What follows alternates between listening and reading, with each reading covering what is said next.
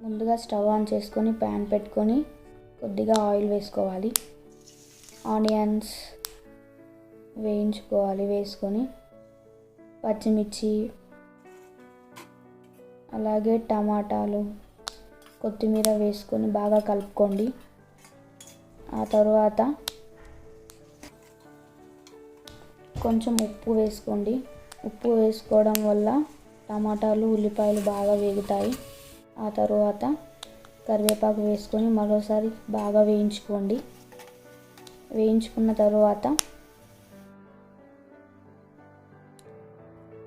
అల్లం వెల్లుల్లి పేస్ట్, పసుపు 2 వేసుకొని బాగా కలుపుకోండి.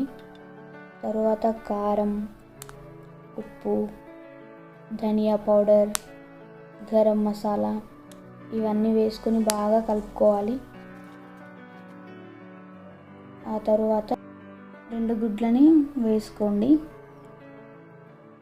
వేసుకున్న 2 నిమిషాల పాటు కలపకుండా అంతే ఉంచండి. ఆ తరువాత స్టవ్ స్పీడ్లో పెట్టి కలుపుతూనే ఉండండి. మాడిపోకుండా కలుపుతూనే ఉండాలి. కలుపుకున్న తర్వాత కొంచెం కొత్తిమీర వేసుకుంటే ఎగ్ కర్రీ రెడీ అయిపోయినట్టే. ఇలాంటి రెసిపీస్ ఏమైనా కావాలనుకుంటే కామెంట్ బాక్స్లో కామెంట్ చేయండి.